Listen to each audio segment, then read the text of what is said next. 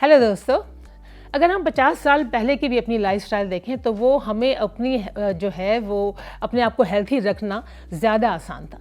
उसकी वजह ये थी कि उस वक़्त ना कोई कंप्यूटर थे, ना टीवी शोज़ हो रहे हैं पूरी रात, ना लोगों को हर वक़्त खाना जो है वो मिल रहा है सुबह से रात तक, इंटरनेट वगैरह भी नहीं है। और फिर जो गेम्स वगैरह लोग हैं, चैट ऑनलाइन, तो कंटिन्यूसली जो है हम दिन में भी जो खा रहे हैं और शाम को भी जो है हर चीज़ अवेलेबल है, इतनी ज़्यादा रेडीमेड स्टफ़ बाज़ार में मिल रहा है। और फिर उसके ऊपर माइक्रोवेव्स हैं जिससे फ़ौरन के फ़ौरन हम जो है अपना खाना गर्म किया, खा लिया। रेस्टोरेंट्स हैं, टेक अवे कल्चर जो है बहुत ज़्यादा हो चुका है और इस तरह लगता है जैसे हम हर वक्त जुगाली करते रहते हैं। तो इससे हेल्थ के बहुत से प्रॉब्लम शुरू हो चुके हैं और उससे जो है डायबिटीज़ है, ओबेसिटी है, हार्ट इश्यूज़ हैं, ये सब चीज़ें और इसके अलावा भी बहुत सी जो ऐसी बीमारियां हैं जो शुरू हो चुकी हैं ये हमारे इस लाइफस्टाइल से। तो अभी जो है eight the moment intermittent fasting जो है उसका बहुत जिक्र हो रहा है। उसको कहते हैं इंटरमिटेंट फास्टिंग और it is the most popular diet plan in the world at the moment which makes sense too. यहाँ बिल्कुल अब ये है कि वो कहा जाता है कि it shows us that is not only important as to what to eat but also when to eat. तो अब इसके काफ़ी सारे इंटरमिटेंट फास्टिंग के स्केड्यूल्स हैं, लेकिन जो सबसे आसान है वो यही है कि आप जो है वो 14 से 16 घंटे जो है खाना बिल्कुल ना खाएं एक दिन में, है ना।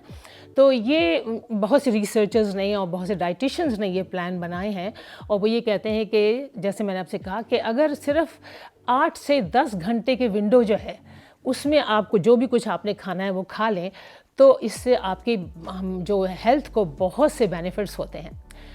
तो जैसे मैंने आपसे कहा कि ये एक स्पेसिफिक टाइम है जिसमें आप खाएंगे और आसान तरीका तो यही है कि आप अगर शाम को अपना डिनर करते हैं 7 से 8 बजे तो आप अगले दिन अपना जो है लंच कहें या अर्ली लंच कहें या ब्रंच कहें वो 11 या 12 बजे तक खा लें। तो इस तरह आपको देखें 14 से 16 घंटे मिलते हैं जिसमें आपने कुछ नहीं खाया। अब जैसे मैं जो है कोशिश करती हूँ कि हफ्ते में 5-6 दिन जो है 4-5 दिन 14 घंटे का ड्यूरेशन का मैं ये फास्ट रखूँ और इससे जो है मैं 7 बजे जो है डिनर करने की कोशिश करती हूँ और जो ब्रेकफास्ट है मैं 9 बजे के करीब लेती हूँ क्योंकि मैं वॉक से वापस आती हूँ तो ब्रेकफास्ट का जो है वो मैं उस वक्त ले लेती हूँ। सो मेरे पास 8 से 10 घंटे की विंडो होती है जिसमें मैं जो भी खाती हूँ अगर आप भी 2 मील लेना चाहें तो 2 मील लें और अगर स्नैक्स भी आप लेना चाहते हैं तो वो भी आप ले सकते हैं। तो इस फास्टिंग के टाइम पे इस विंडो में आप जो है पानी भी पी सकते हैं, हर्बल टीज़ अगर आप लेना चाहें तो वो भी ले सकते हैं। लेकिन ये ख्याल रखें कि जो मील्स आप ले रहे हैं, जो खाना आप खा रहे हैं वो न्यूट्रिशियस होना चाहिए, बहुत ज़्यादा हाई कैलोरिक जंक फूड नहीं होना चाहिए। और एक चीज़ का जो है वो तो है ही कि अगर आप वीकेंड पे, मैं ये कह रही हूँ कि पूरे हफ्ते तो बड़ा मुश्किल है क्योंकि वीकेंड पे कभी आप फंक्शंस में जा रहे हैं, you just called over for dinners, या ये कि वो थोड़ा सा तो रूटीन जो है वो डिस्टर्ब होगी, तो उसकी कोई ऐसी बात नहीं। एज लॉन्ग एज आप 4-5 दिन जो है वो इसको कर सकते हो हर वीक।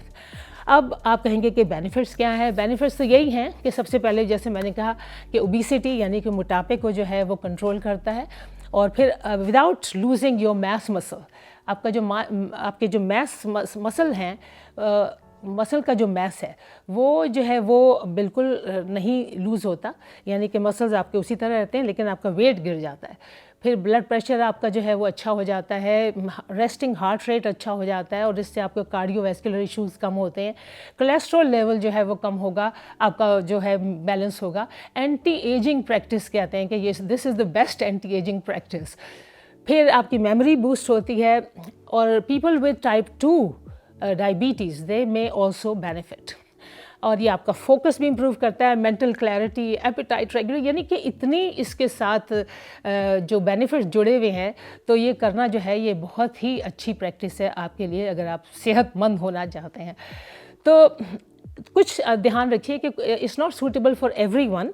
बहुत से लोग हैं जिनको ये नहीं करना चाहिए, और वो हैं जैसे कि अगर आप अंडर 18 हैं, अगर 18 साल से कम के उम्र के हैं, अगर आप प्रेग्नेंट हैं, अगर ब्रेस्ट फीडिंग आप हैं, औरत हैं, तो वो आपको नहीं करना चाहिए। और फिर इसके अलावा जो लोग टाइप 1 डायबिटीज़ जिनको है, उनको भी जो है वो ये नहीं करना चाहिए बिल्कुल। और या जिनको ईटिंग डिसऑर्डर्स हैं, जैसे बुलिमिया है, तो वो उनको नहीं करना चाहिए। तो एनोरेक्सिया है, तो अपने वैसे भी अगर आप बिल्कुल हेल्थी भी हैं, नॉर्मल हेल्थी हैं, तो भी आपको अपने डॉक्टर से ज़रूर कंसल्ट करना चाहिए कि भाई मैं ये करना जा रहा हूँ, तो is that okay for me. तो try this practice and boost your health and prolong your life. Thank you.